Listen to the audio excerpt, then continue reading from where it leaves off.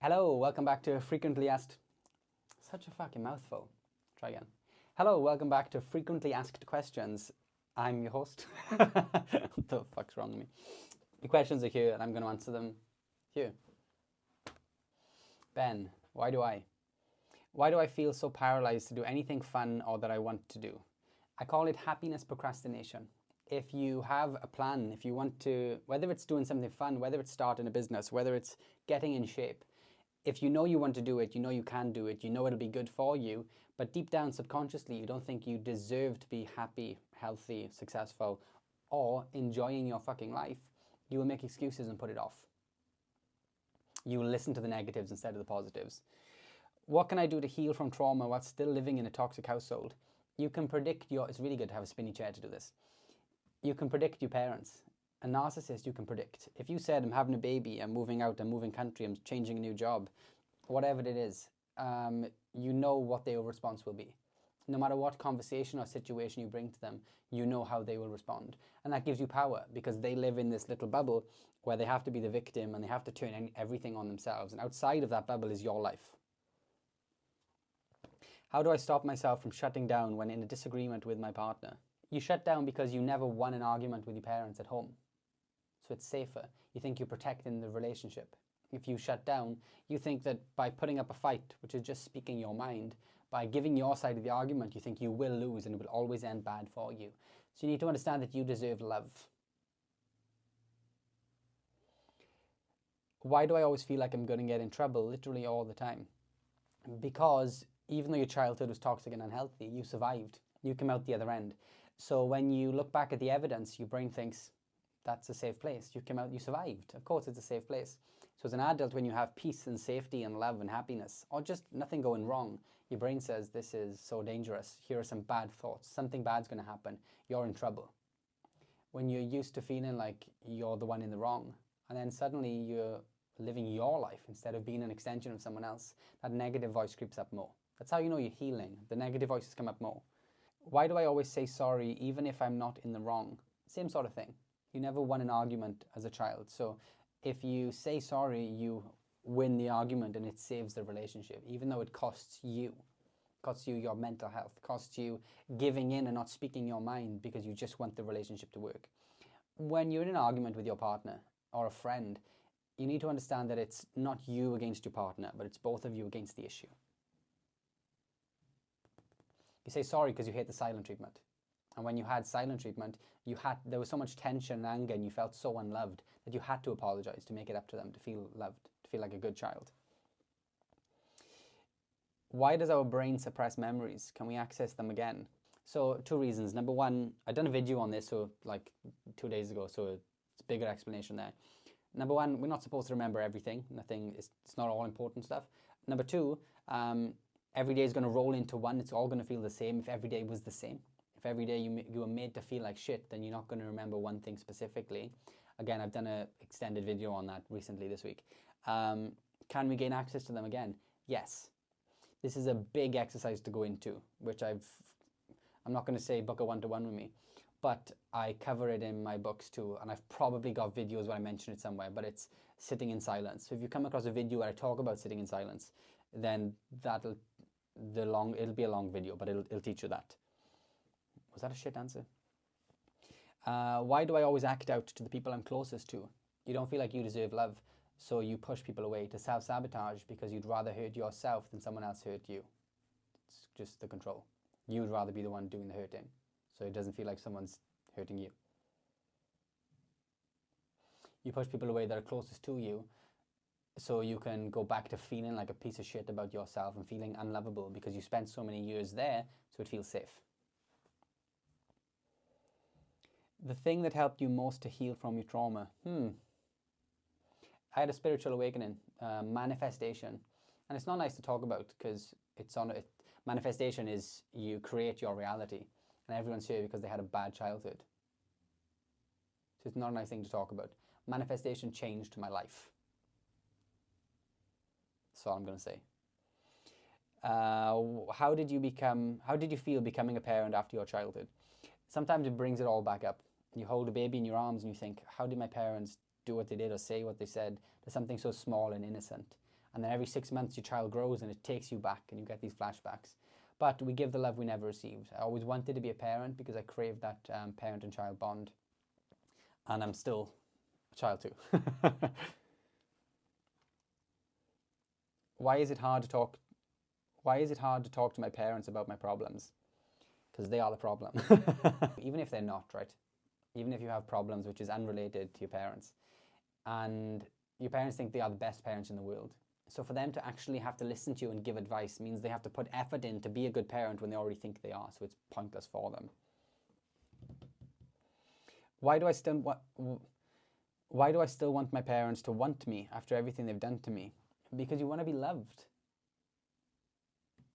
You just want to be loved. And they're supposed to give that love to you. And if they don't, it's not your fault. So you still crave it. You heal from this by giving yourself the love. Which is cliche, but it's... How, as an adult, do you deal with the manipulative mother that constantly guilt trips you? You need to question the benefit of having her in your life. Why do I have trust issues the other way around? I always assume people are telling the truth. Yeah, me too. So we give them the benefit of the doubt because we want connection. And again, I don't want to keep repeating this, but we want to feel loved. So we hope that we fuck ourselves up by thinking everyone has the same heart as us. So we hope that people are trustworthy because we know we would be there for everyone because we are people pleasers. And we would want people to do the same for us, even though we wouldn't take their help. How do you know when you've healed from your childhood trauma? You don't. Healed doesn't exist. Even if you have a good childhood and a good life, it's always a continuous journey of self-discovery and self-love. But a good sign when you're getting very far along your healing journey, took me years to get there, is when I go to bed at night or when I wake up in the morning, my brain feeds me good thoughts, naturally. For many, many, many, many years, it was not like that. So once you process all of these negative thoughts, realize which ones don't belong to you and process the ones that do, you give space for silence and positivity, naturally. So when you wake up or your head hits a pillow before you go to sleep, and your brain feeds you good stuff to look forward to or stuff you've done good, that's a good sign. Another good sign is you're getting bored. That's like a fucking close to an end goal. Another good sign is you're getting bored. So you're not wanting to fill your time and dissociate. You sit and get bored. Another sign is, like I said earlier, when things are going good, more bad thoughts come up to try and take you back mentally. How do you deal with your abusers, convincing family members you're the villain because you cut all ties? What other people think of you is none of your business. If they were family, they wouldn't just take a side. They were never family to begin with. Sorry. Why am I hoping for this person to like me, even though I know they are emotionally unavailable? Because our parents are emotionally unavailable, emotionally abusive or manipulative, and condition us to believe that it's love.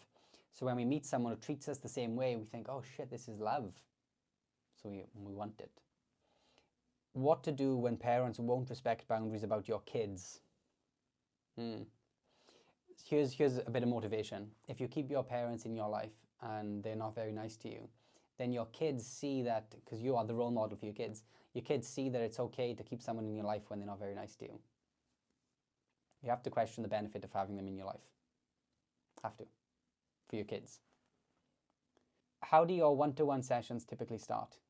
I feel like I don't want to answer this because it looks like I've just put a plug into the middle of my video to talk about my sessions. If you click the link in my bio anywhere on any socials, you'll see more information. But they start with you telling me your story and me making notes to read between the lines. And I hate selling myself, but... What's the story of your toys? I see you have so many in the background. When I started this journey and started figuring out who I was, it was nearly 5 years ago now. And I started figuring out who I was. I bought one Lego set, this guy, I don't know if you can see it. I bought one Lego set and I thought, oh, this makes me feel good. Because when I was a child, I was told I'm not buying new Lego for it to be sat on a shelf and not played with. But for me, that was the joy, building and displaying.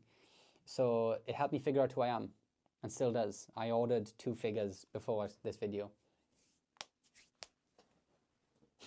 Why do I, as an adult, feel more comfortable sitting on the floor? Are you talking about in your house or in someone else's house? It's usually because you were conditioned to feel less than, unworthy of comfort. So you just sit on the floor. I done a video on that like maybe 2 years ago. because whenever I'd go to someone else's house, I would just sit on their floor instead of sitting on the sofa. And I could be so thirsty and starving, and they'd ask me for food and if I wanted something to eat or drink, and I'd say no. I just don't want to be a burden. I didn't want to take up any more space than I had to. You don't want to take up any more space than you have to. What is the most important thing you will teach your son in regards to future partner? You mean like in relationships? I'm asking that as if you're going to answer me. The most important thing I'll teach my son when it comes to relationships, all my kids, is to work on them, to know who they are. I'll show them what love looks like so they can love themselves. So when someone comes into their life, no matter how much love or lack of love they give them, doesn't affect how my kids feel about themselves. When someone comes into your life, they shouldn't complete you. They shouldn't fill a void or fill a hole in your life. They should just complement you and your life. What is your best parenting advice having come from abuse? Presence, not presents.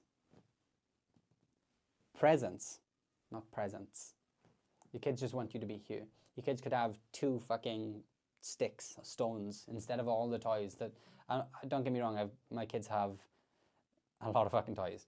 But they could just have 2 toys. They just want me on the floor with them playing. Presents, not presents.